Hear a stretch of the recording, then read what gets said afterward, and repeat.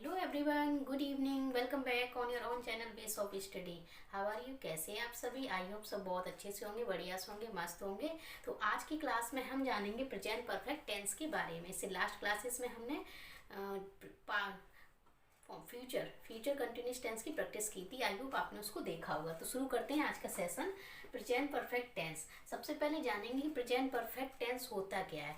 Present मतलब वर्तमान और परफेक्ट मतलब होता है पूर्ण और टेंस मतलब काल। तो यानी कि वर्तमान पूर्ण काल या इसे कहते हैं पूर्ण वर्तमान काल। तो इसमें ये दिखाया जाता है कि कोई काम अभी अभी समाप्त हुआ है, काम समाप्त हो गया लेकिन उसका असर अभी जारी है। ऐसा कोई काम जो अभी भी समाप्त हुआ है लेकिन ऐसा प्रतीत होता है कि अभी उसका जो प्रभाव है समाप्त नहीं हुआ है, उसका प्रभाव दिखाई दे रहा है। जैसे कि वह घर चला गया है, वह अपना काम कर चुका है। जैसे कि पिताजी ऑफिस जा चुके हैं, तो अभी अभी गए हैं अभी, लेकिन हमें पता चल रहा है कि अभी ऐसा काम समाप्त हुआ है, उसका प्रभाव जारी है। जैसे मैंने खाना खा लिया है, तो अभी अभी खाया है जस्ट, ठीक है।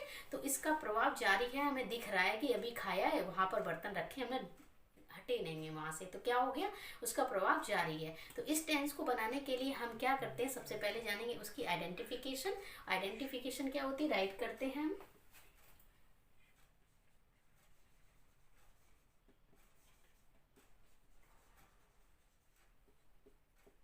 ठीक है, आइडेंटिफिकेशन का मतलब होता है हिंदी में पहचान। तो पहचान को हम हमेशा लिखते हैं हिंदी में, वैसे ही लिखेंगे आप। जिन वाक्यों के अंत में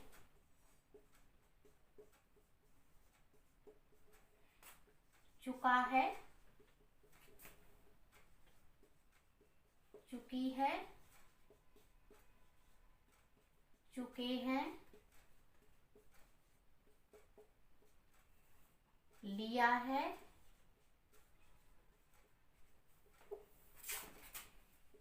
दिया है, या है, गया है,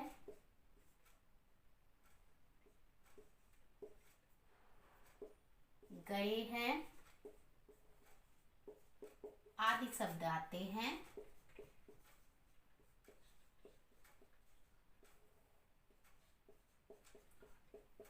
वे वाक्य प्रेजेंट परफेक्ट टेंस के कहलाते हैं।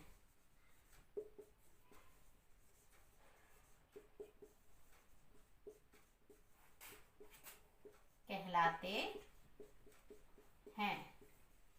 ओके, तो आपने क्या जाना कि जिन वाक्यों के अंत में चुका है, चुकी है, चुकी है, चुका हूँ, लिया है, दिया है, गया है, या है आदि शब्द आएंगे, वो वाक्य किस टेंस के कहलाएंगे, प्रेजेंट परफेक्ट टेंस के कहलाते हैं। ओके, सबसे पहले हम जानेंगे किस सेंटेंस, कौन से सेंटेंस पढ़ेंगे हम, अफर्मेटिव सेंटेंस के बारे में।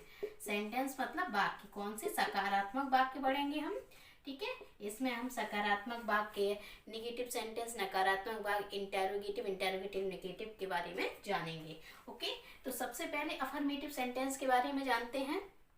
इस टेंस की हेल्पिंग वर्ब्स क्या होती है। हेल्पिंग वर्ब का मतलब होता है सहायक क्रिया। सहायक क्रिया होती है हैज और हैव।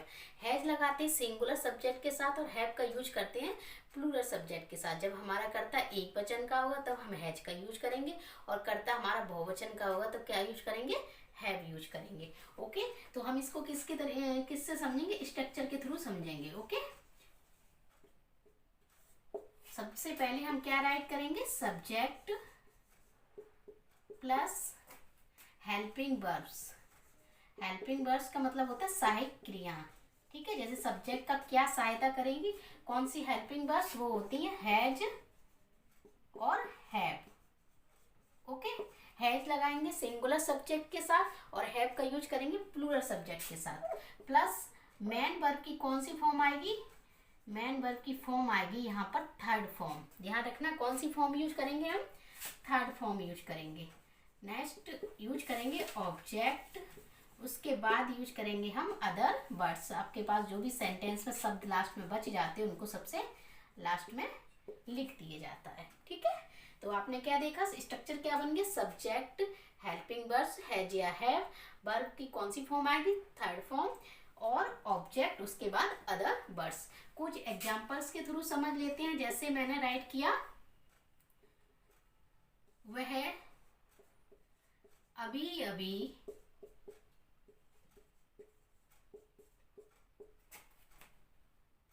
यहाँ से गई है।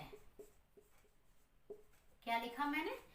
वह अभी अभी यहाँ से गई है। तो क्या लिखेंगे हम? सब्जेक्ट है तो क्या यूज करेंगे? सी। अब हमें यूज करना हेल्पिंग वर्ब। हमने आपको बताया था सिंगुलर के लिए क्या यूज करना है। एक बार अगर आपको याद ना रहे तो हम राइट कर देते हैं। सिंगुलर है हैज और प्लूरल कौन सी वर्ब है? हैव।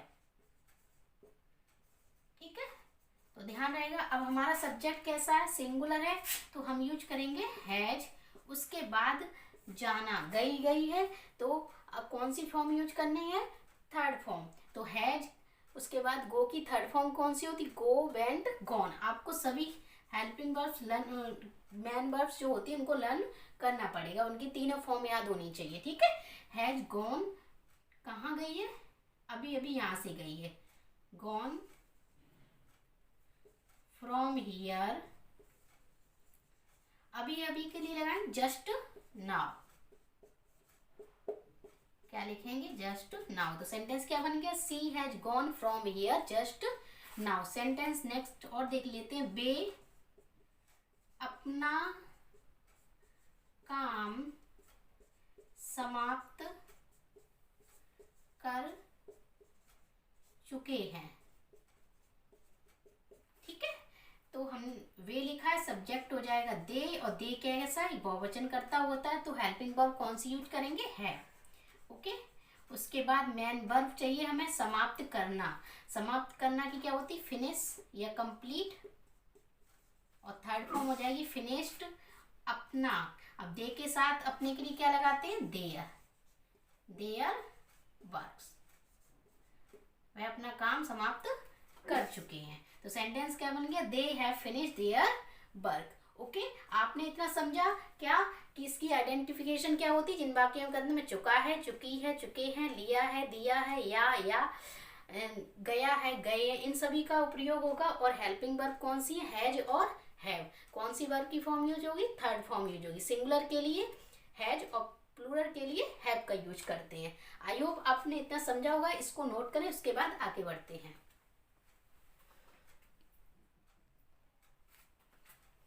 तो आगे हम जानेंगे नेगेटिव सेंटेंसेस के बारे में। नेगेटिव मतलब नकारात्मक वाक्य, ऐसे वाक्य जिसमें क्या होगा? नॉट का यूज किया जाएगा, नहीं शब्द यूज होगा। जैसे कि अभी जैसे लिखा था कि वे अपना कार्य समाप्त कर चुके हैं, तो इसी सेंटेंस को हम बनाएंगे, क्या बनाएंगे? वे अपना कार्य समाप्त नहीं कर चुके। अभी अभी लिखा था मैंने, जैसे वह अभी अभी यहाँ से गई है, जैसे वह यहाँ से नहीं गई है। तो जिस सेंटेंस में क्या यूज कर दिया हमने? नहीं। तो नहीं के लिए क्या यूज करते हैं? नॉट। स्ट्रक्चर के थ्रू समझ लेते हैं कि नॉट आप यूज कहाँ पे करेंगे सेंटेंस में। ओके, वो आपको पता होना चाहिए। तो वही स्ट्रक्चर होगा। स्टार्टिंग किससे करते हैं? किसी भी सेंटेंस में सबसे पहले स्टार्टिंग किस शब्द से होती है? सब्जेक्ट से। फिर हमें चाहिए हेल्पिंग वर्ब। हेल्पिंग वर्ब क्या है हमारी? जितने बार हम बोलते हैं आप मेरे साथ रिपीट करें, आपको लर्न हो जाए क्लास में पूरी। ठीक है, हेल्पिंग वर्ब्स क्या है? हैज और हैव। ओके, और हैज और हैव के साथ वर्ब की कौन सी फॉर्म यूज करते हैं? वर्ब की थर्ड फॉर्म यूज करते हैं। ठीक, और थर्ड फॉर्म के अब हमने अच्छा नेगेटिव भी बताना। यहीं पर सबसे पहले क्या करेंगे? नॉट पढ़ रहे हैं ना, तो नॉट को ध्यान रखना है। नॉट प्लस कौन सी वर्ब की फॉर्म होगी? थर्ड फॉर्म यूज करेंगे। ओके, उसके बाद क्या यूज करेंगे हम? ऑब्जेक्ट, और उसके बाद हम यूज करेंगे अदर वर्ड्स। मेन पॉइंट तो भूले जा रहे थे नॉट को, है ना। तो नॉट कहाँ यूज करना? आफ्टर हेल्पिंग वर्ब्स के। आप जितना मैं बोलती हूँ हैज हैव या जो भी आपको बार बार राइट करती हूँ, मैं बोलती हूँ, आप भी मेरे साथ उसको सुने और बोलें, तो आपको जहाँ तक होगा आधा से ज़्यादा आपको 80% क्लास में ही लर्न हो जाएगा। बस गारंटी है कि आपको ध्यान से समझना है, इसको देखना है। ठीक है, अब हम कुछ एग्जांपल्स ले लेते हैं। जैसे कि हमने देखा, हमने निबंध नहीं लिखा, नहीं लिखा है। ठीक, जैसे कि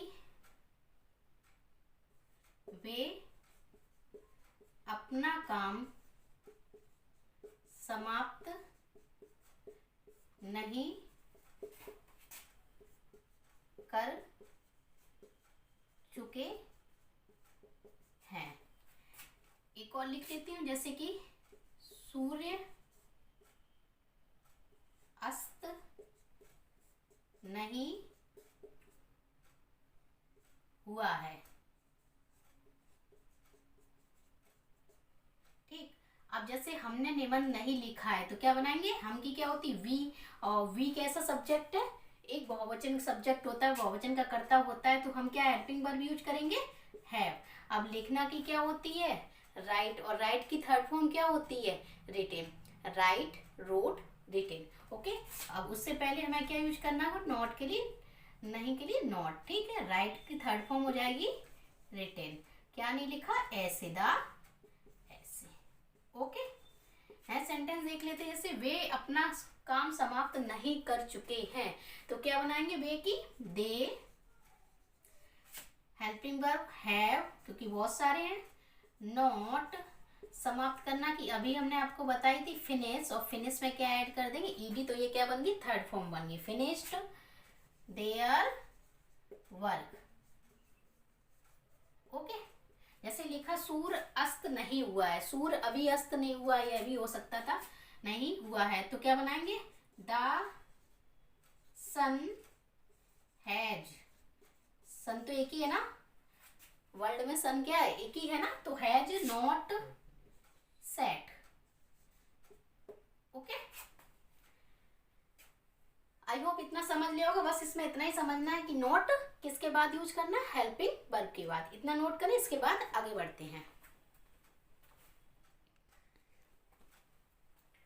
तो आगे हम जानेंगे इंटेरोगेटिव सेंटेंसेस के बारे में। इंटेरोगेटिव का मतलब होता है क्वेश्चंस, यानी कि ऐसे प्रश्न, ऐसे कोई वाक्य जिसमें कोई प्रश्न पूछा जाता हो या बताया जाता हो, या आप किसी को पूछ रहे हो, तो क्या होता है, इंटेरोगेटिव का मतलब होता है प्रश्नवाचक, जिसको हम क्या कह सकते हैं, क्वेश्चंस। ओके, और इंटेरोगेटिव कितने प्रकार के सेंटेंस पढ़ेंगे, 2 टाइप्स के। एक ऐसे सेंटेंस जो क्या शब्द से स्टार्ट होंगे, और दूसरे सेंटेंस जो ऐसे सब सेंटेंस होंगे जिनमें जो प्रश्न सूचक शब्द होते हैं, यानी क्वेश्चन वर्ड होते हो, वो वाक्य के बीच में आएंगे। ओके, तो लिखते हैं, फर्स्ट टाइप क्या है, ऐसे वाक्य क्या शब्द से आरंभ होने वाले वाक्य,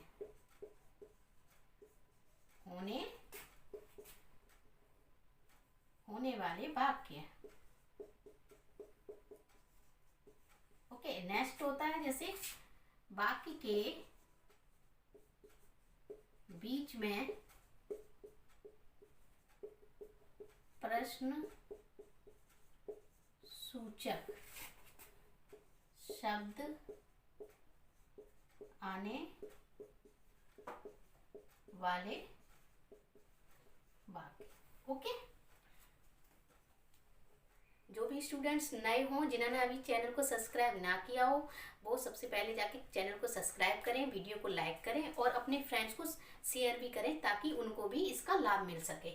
ओके, तो हम जानेंगे क्या शब्द से। सबसे पहले इसी का स्ट्रक्चर लिखेंगे कि अगर सेंटेंस क्या शब्द से स्टार्ट होता है तो उसे हम कैसे बनाएंगे।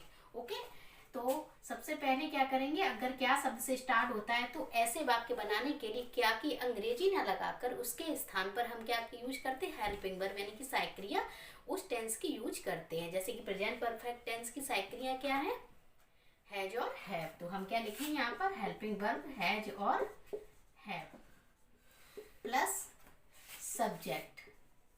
ओके, प्लस वर्ब की कौन सी फॉर्म आएगी, थर्ड फॉर्म। ध्यान रखना कौन सी फॉर्म आएगी हैज हैव के साथ, third form, plus object plus other words plus question mark जरूर लगाएं, क्योंकि हमारा क्वेश्चन ही है तो हमें क्वेश्चन मार्क लगाना पड़ेगा। ओके, ये आपका फर्स्ट स्ट्रक्चर हो गया। अभी जैसे कुछ एग्जांपल्स यहीं पर समझ लेते हैं, उसके बाद आगे बढ़ते हैं। जैसे कि लिखा, क्या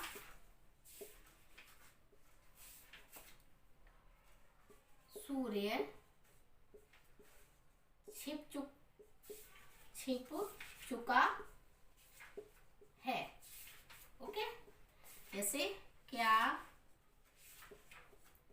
पिताजी ऑफिस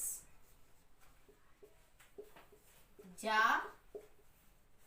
चुके हैं।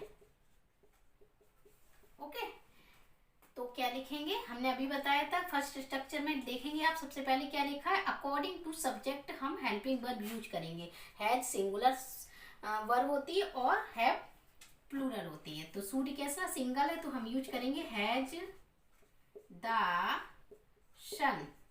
ठीक, अब छिप चुका है तो क्या लिखेंगे, सेट। बस सिंपल सा था, इसमें कुछ था ही नहीं। Has the sun set. Next है क्या पिताजी ऑफिस जा चुके हैं, तो क्या लिखेंगे, पिताजी सिंगल है तो हैज द फादर, जाना की क्या होती है, go, went, gone, gone third form होगी टू ऑफिस।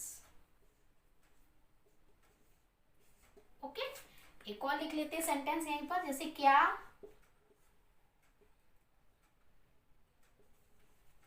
खिलाड़ी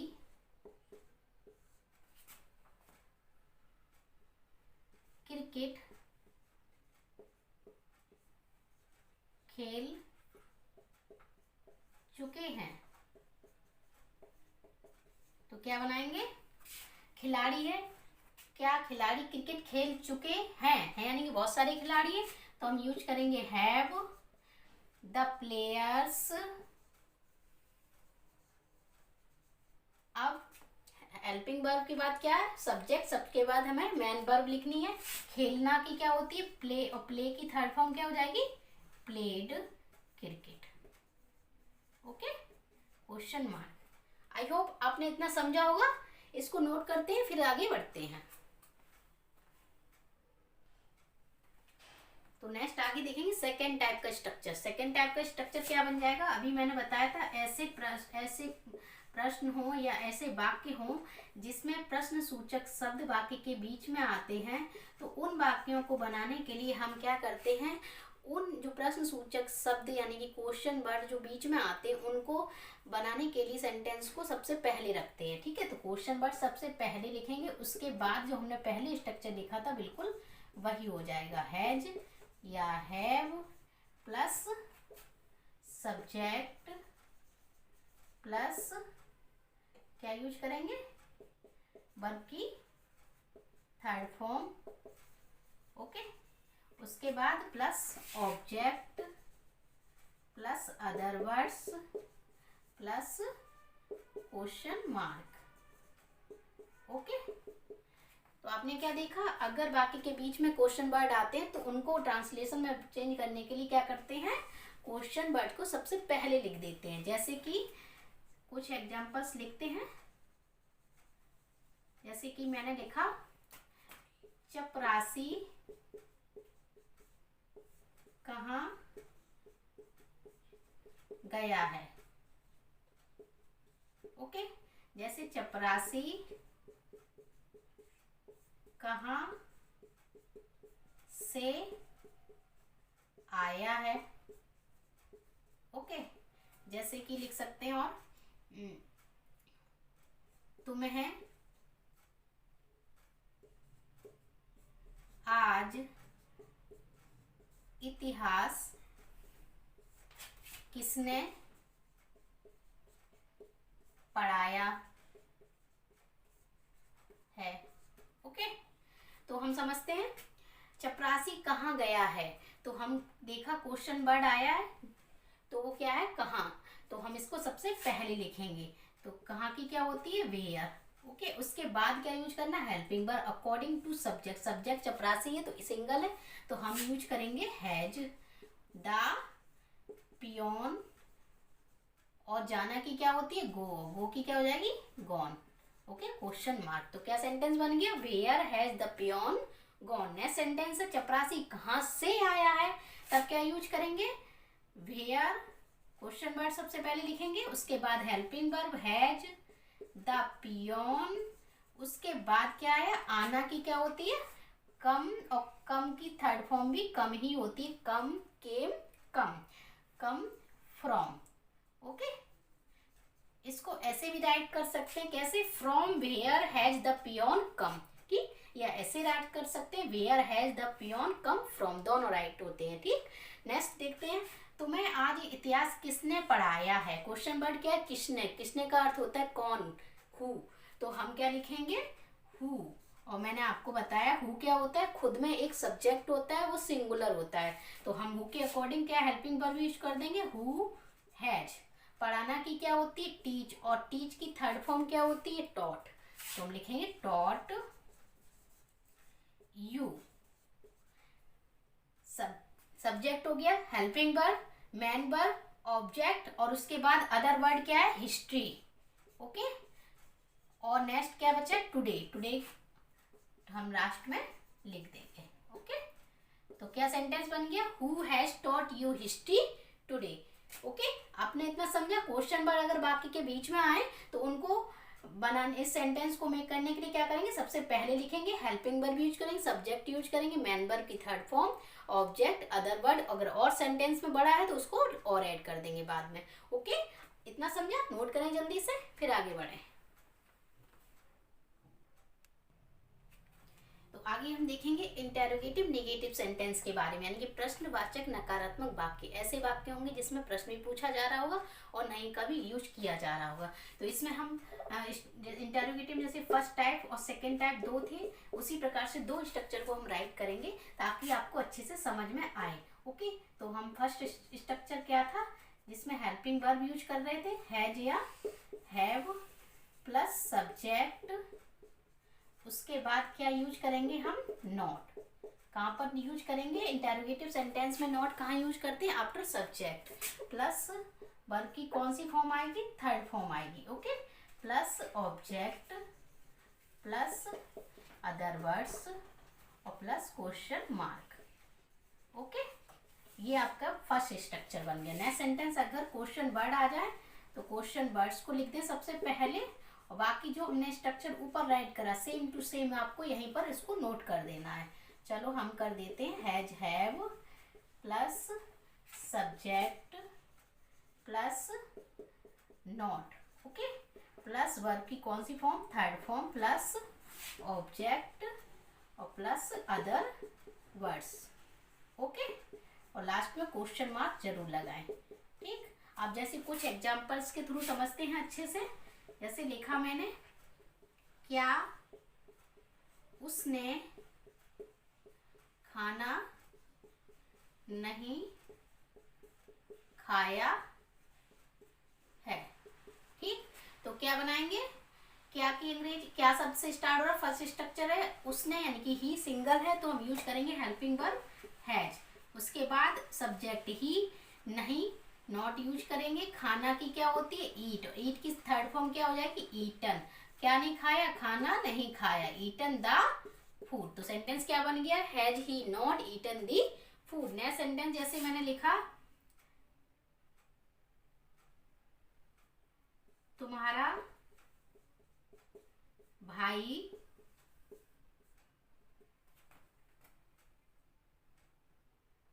कानपुर क्यों नहीं गया है।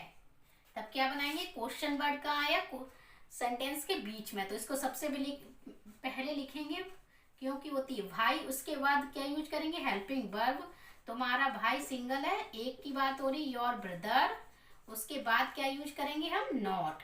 और कहाँ जाना की क्या होती, गो, और गो की थर्ड फॉर्म हो जाएगी गॉन। कहाँ नहीं गया, कानपुर नहीं गया है, गॉन टू कानपुर। तो सेंटेंस क्या बन गया, भाई हैज गॉन योर ब्रदर, भाई has your brother not gone to Kanpur. एक और सेंटेंस समझ लेते हैं जल्दी से, जैसे कि मैंने लिखा,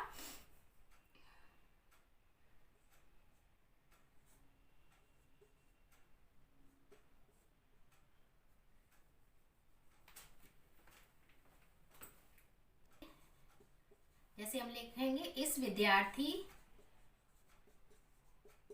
विद्यार्थी ने अब तक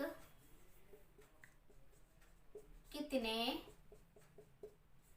प्रश्न हल नहीं किए हैं,